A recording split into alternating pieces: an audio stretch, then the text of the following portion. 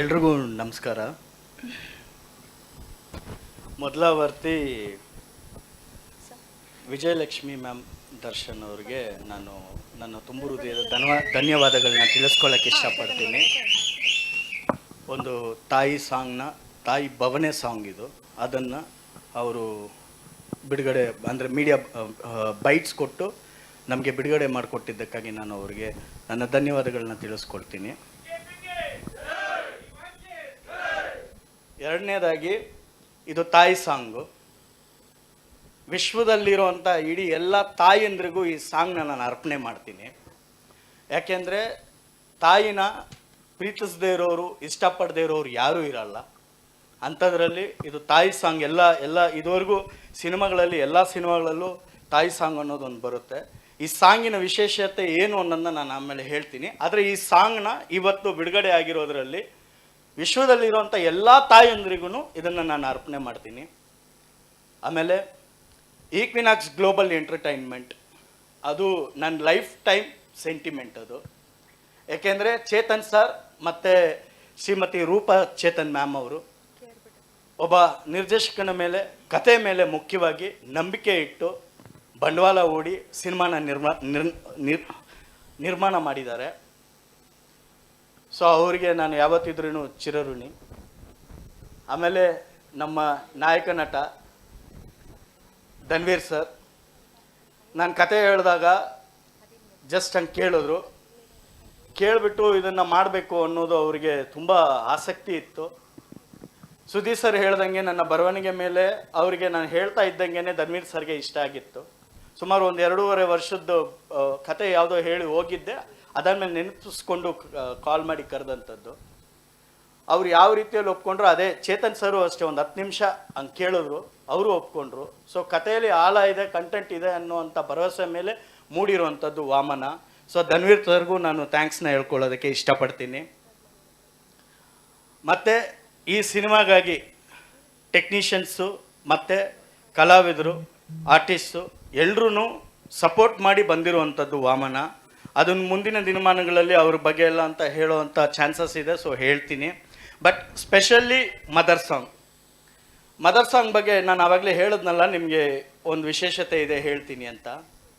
ನಾನು ಬಾಲ್ಯದಲ್ಲಿದ್ದಾಗ ನನ್ನನ್ನು ತುಂಬ ಕಾಡ್ದಂಥದ್ದು ಬಂದು ಕೈ ತುತ್ತು ಕೊಟ್ಟವಳೆ I love you my mother India. ಅದು ಸುಮಾರು ದಿನಮಾನಗಳು ಕಾಡ್ಬಿಟ್ಟಿತ್ತು ಆ ಸಾಂಗು.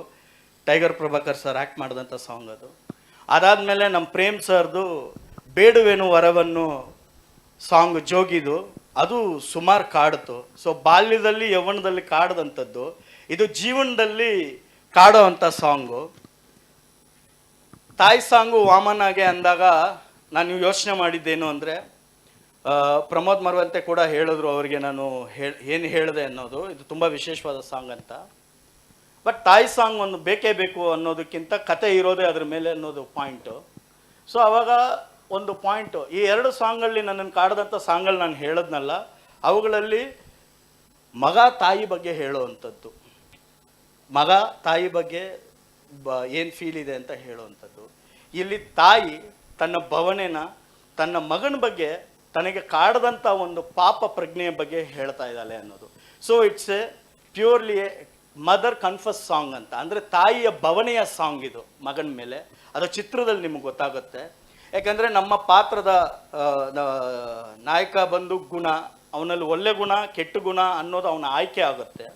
ಆ ಆಯ್ಕೆ ಆದಾಗ ಅವನಿಗೆ ಜನ್ಮ ಕೊಟ್ಟಂಥ ತಾಯಿಯ ನಿಲುವೇನು, ಆ ನಿಲುವನ್ನ ಹೇಳೋದಕ್ಕೆ ಹೊರಟಿರುವಂಥ ಹಾಡಿದು. ಸೊ ಹಂಗಾಗಿ ಒಂದು ಹೆಂಗರಳಲ್ಲಿ ಇದು ಮೂಡು ಬರಬೇಕು, ಎಲ್ಲರೂ ಕಾಡಬೇಕು ಅಂತ ಕೇಳಿದಾಗ ಸೊಗಸಾಗಿ ಹಾಡ್ಕೊಟ್ಟಂತಹ DC ವೆಂಕಟೇಶ್ ಸರ್ ಅವ್ರಿಗೆ ನಾನು ಧನ್ಯವಾದಗಳನ್ನ ತಿಳಿಸ್ಕೊಳ್ತೀನಿ. ಪ್ರಮೋದ್ ಮರವಂತೆ ಅವರು ಅದಕ್ಕೆ ಲಿರಿಕ್ಸ್ ಬರೆದಿರೋದು. ಸೊ ಅದನ್ನು ಅಚ್ಚುಕಟ್ಟಾಗಿ ಆ ಶಬ್ದ ಡೆಪ್ತಲ್ಲಿ ಹೋಗಿ ತಟ್ಟೋ ಥರ ಬರ್ಕೊಟ್ಟಿದ್ದಕ್ಕಾಗಿ ಅವ್ರಿಗೂ ಥ್ಯಾಂಕ್ಸ್ ಹೇಳ್ಕೊಳ್ತೀನಿ. ವಿಶೇಷವಾಗಿ Aziz sir is the back bone of the Vamana. ಯಾಕೆಂದರೆ ರೆಕಾರ್ಡಿಂಗ್ ಆಗಿರಲಿ, ಇವಾಗ ಮೂಡ್ ಬಂದಿರುವಂಥ 4 ಸಾಂಗ್ ಆಗಲಿ, ಅದನ್ನು ಕೊಟ್ಟಂಥವ್ರು. ಸೊ ಅವರಿಗೆ ನಾನು ವಿಶೇಷವಾದಂಥ ಥ್ಯಾಂಕ್ಸ್ನ ಹೇಳ್ಕೊಳಕ್ಕೆ ಇಷ್ಟಪಡ್ತೀನಿ. ಒಂದು ಮಾತ್ರ ಹೇಳಕ್ಕೆ ಇಷ್ಟಪಡ್ತೀನಿ, ತಾಯಿಯ ವ್ಯತೆ ನಮ್ಮ ವಾಮನನ ಕಥೆ ಏಪ್ರಿಲ್ 10ನೇ ತಾರೀಕು ಥಿಯೇಟ್ರಲ್ಲಿ ಬರ್ತಿದೆ. ಹರಿಸಿ ಹಾರೈಸಿ ಆಶೀರ್ವದಿಸಿ ಅಂತ ಕೇಳ್ಕೊಳ್ತೀನಿ. ಎಲ್ರಿಗೂ ಥ್ಯಾಂಕ್ಸ್.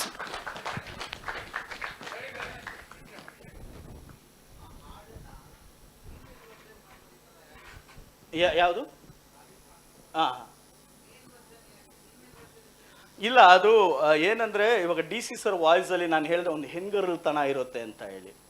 ಒಂದು ತಾಯಿಯ ಭವನೆ ಅಂತ ಹೇಳಿದೆ, ಮಗನಿಗೆ ಹೇಳ್ತಿರೋದು ಮಗ ಹಾಡಬೇಕಾಗಿತ್ತು ಆ್ಯಕ್ಚುಲಿ ಅದು. ಬಟ್ ತಾಯಿನೇ ಮಗನ್ನ ವಹಿಸ್ಕೊಂಡು ಆಡೋದ್ರಿಂದ ಆ ಹೆಂಗರಲ್ತನ ಇರಲಿ ಅನ್ನುವಂಥ ಒಂದು ಫೀಲು. ನೀವು ಡಿ ಸಿ ಸರ್ ವಾಯ್ಸ್ ಕೇಳಿದ್ರೆ ಅದು ಬೇರೆ ಆಗುತ್ತೆ. ಇವಾಗ ಅದು ಫೀಮೇಲ್ ಆಗಿದ್ರೆ ಅದೊಂದು ಅಂದರೆ ಇಟ್ ಸೌಂಡ್ಸ್, ಮೇಲ್ ಆಗಿದ್ರೆ ಒಂದು ಸೌಂಡ್ಸ್. ಮೇಲೆ ಇದ್ರೇನು ಡಿ ಸಿ ಸರ್ ವಾಯ್ಸಲ್ಲಿ, ವೆಂಕಟೇಶ್ ಸರ್ ವಾಯ್ಸಲ್ಲಿ ಇರುವಂಥ ಹೆಂಗರಲ್ತನ ಇದೆಯಲ್ಲ, that is so smoothie. So that's the reason, ಬೇರೆ.